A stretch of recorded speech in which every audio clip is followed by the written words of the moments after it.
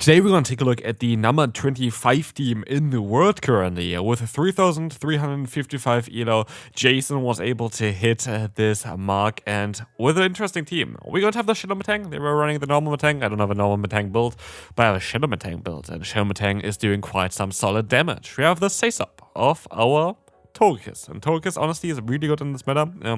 I was coaching someone as well with a Togekiss, and they were able to hit a legend with it as well. So yeah, it's safe to say that the Togekiss is one of the strongest Pokemon currently in the meta as well. Yeah, I enjoyed it quite a bit. I think Togekiss is generally most likely my favorite update this season. I have to say, like, I think Togekiss is such a cool update to the point where it, sometimes in some certain maps it feels like a bit too broken and a bit too difficult to handle. But at the end of the day, the missing bulk is kind of what makes it still possible to deal with. But generally speaking, I love Togekiss. It's a really good Pokemon to run in this kind of meta. Anyway, here is kind of more of a difference I do think that the non-Shadow Matang most likely has, where it can easily take two Brutal Swings from the Oranguru, while the Shadow Matang is kind of struggling with it a little bit more. I think that is a crucial difference between those two. That might make a bit of a difference here as well in today's video. So like if you have a non-Shadow Matang in this meta, I could see the reason why this might be the ideal version to go for.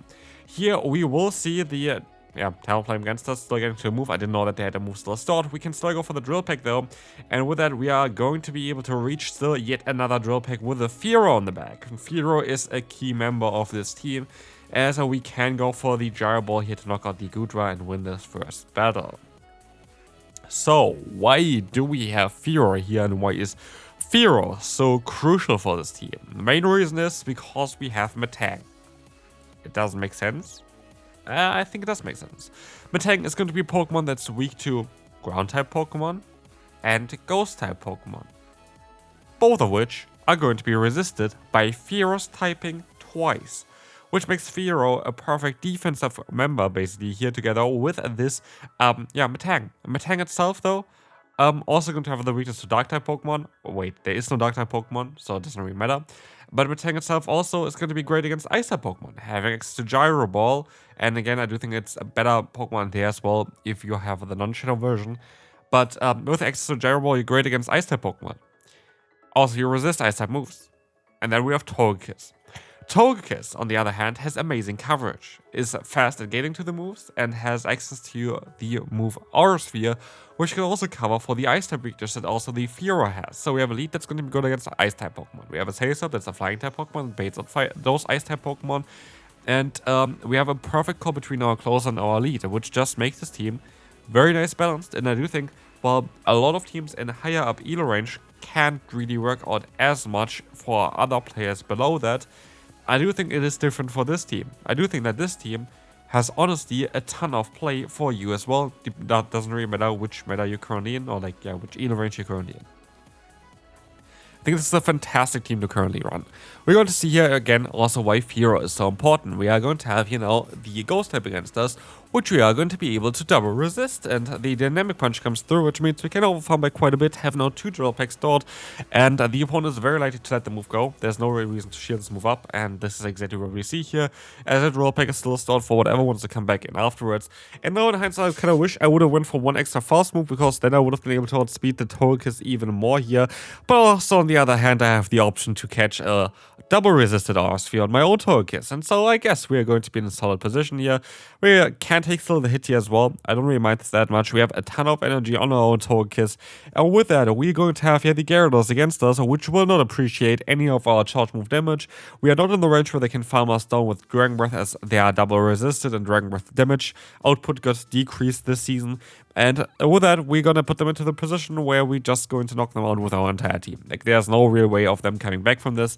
They realized that as well, they let the move go, and we're going to be able to win this battle. And we can move on to the next opponent, which was running a Girafarig in the late.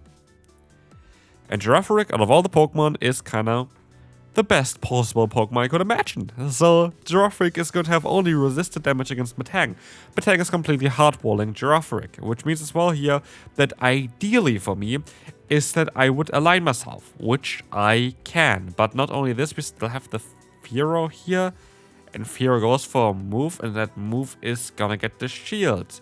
I would have even knocked them out with a Fearow here still. Anyway, the opponent goes for the charge move. They are forced to kinda, otherwise I would knock them out with my Fearow and swap out into the Oranguru. And this is just the perfect position for myself. Why? I need my lead for the Girafarig, but also all the energy of the Oranguru, unless they're running somehow Future Sight, is going to be resisted on Togekiss, which means we are going to have here a perfect combination of us being able to kinda walling the energy and doing a lot of fast move pressure with our Metang, which Metang also has against the Raichu. What I should do here is I should went for the Psyshock a bit. I don't know, actually I should have not went for the Psyshock a bit earlier. Psyshock Tesla would have been able to survive. They go for their own Psyshock though, which is an interesting play, which allows them to reach their next Psyshock faster, but not really their Wild Charge, I think. So it doesn't really matter that much. I am forced to use a shield here as we have 2 flying type Pokemon in the back. Another Psyshock is coming through. It's a CMP tie with my Psyshock.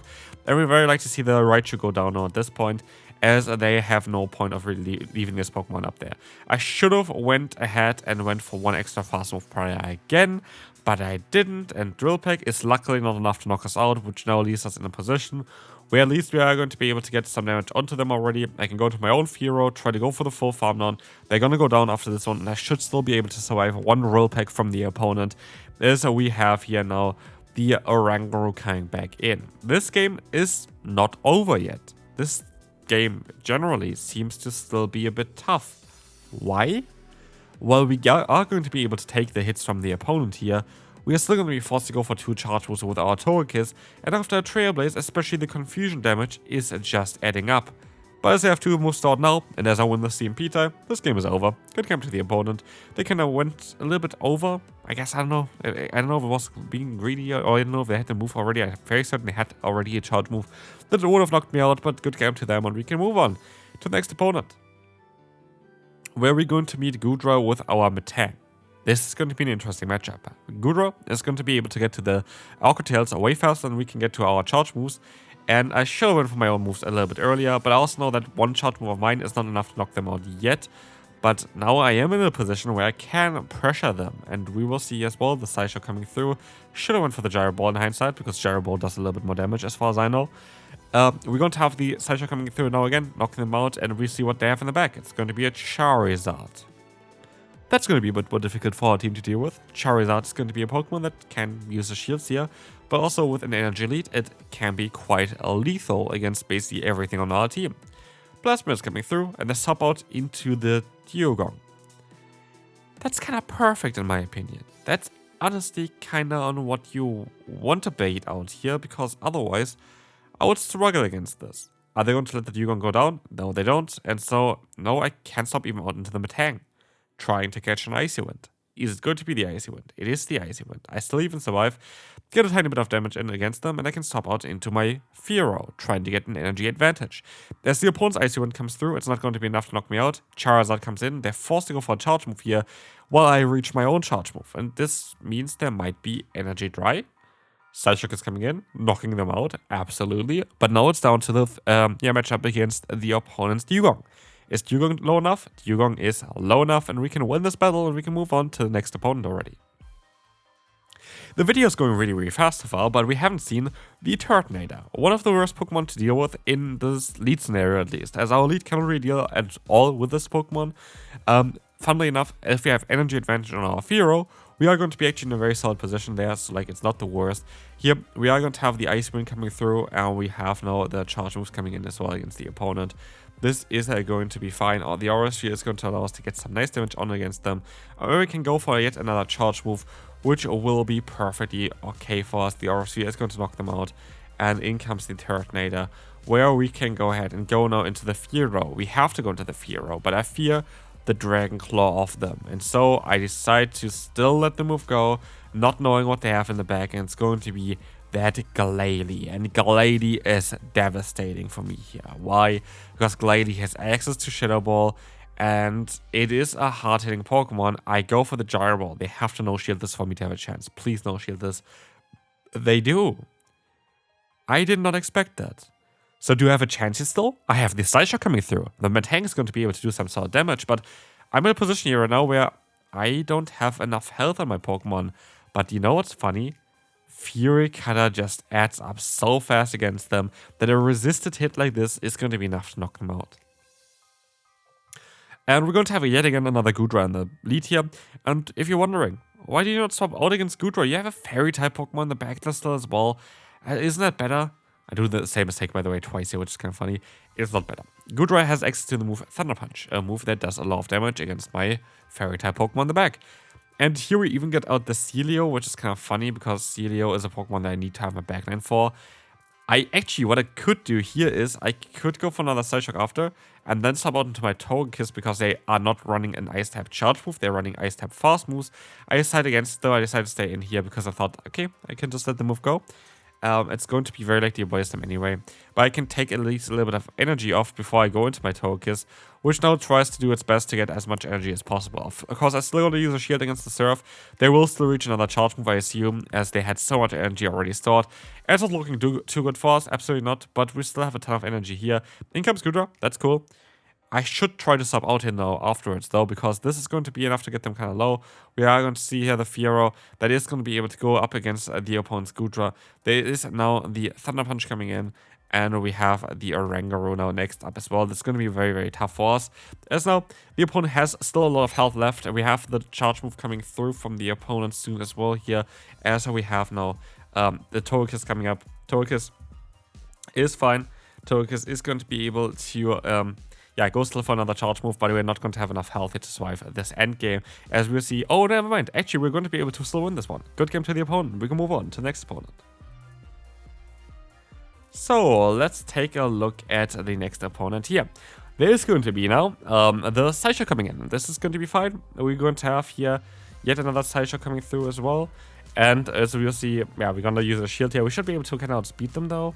They go for their own charge move. I decide to let the move go. Hopefully it is the awkward here, not a crunch. It is a crunch. Embarrassing gameplay here for me. How could I do that? I gave the opponent just basically free swap, and at this point it should be impossible to come back from this. So let's find out if it's actually impossible. I have no idea, by the way, about the battle. I could definitely just immediately lose, getting hard-walled. I don't know anything about this battle. We are so far behind, though, that it's going to be tough for us to win. And seeing Oranguru here doesn't make it easier per se, because what we have here is you have to, of course, go into a Fearow. Fearow does more damage, which then allows me to also get the KO against them a bit easier. But as we see there as well, the Claydol is coming in. Claydol is going to come through against the opponent's, against our Fearow here, and we're going to try our best to go for a Drill Peck. As we have here now the charge move coming in. This is going to be getting the shield from the opponent, and we have here now our own shield coming up. It's still not over, but it's going to be a bit tough. Rock Tomb is coming through. I have to I should have caught the move, I think. I think that would have made way more sense here. As we will see, there is going to be the Oranguru coming in now, and I should have just caught the move, should have tried to stop out. It would have made so much more sense for me. Don't know why I didn't do that, and with that, they're going to be able to farm me down here, and I'm going to lose this one. I could have easily won this one if I played it better. So, as we will see here, this is going to be, the Oranguru, the Togekiss against Ice-type Pokemon here in the Everluck. Everluck is a good Pokemon in this meta. It's a Pokemon that I was thinking about using myself as well. But as we will see here, the Orosia is going to connect. We're going to get the tank coming in here as well. We're going to have at least the charge move coming through here. The Ice Wind is coming in. And we're going to try our best to go for the full farm down against the opponent, getting some nice energy as I swap out now into my Fearow against the Turtonator.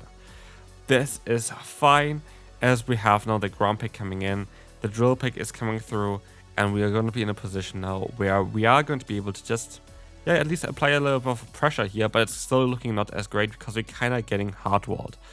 This is, this is honestly not as ideal for us. We don't really have a lot of play here.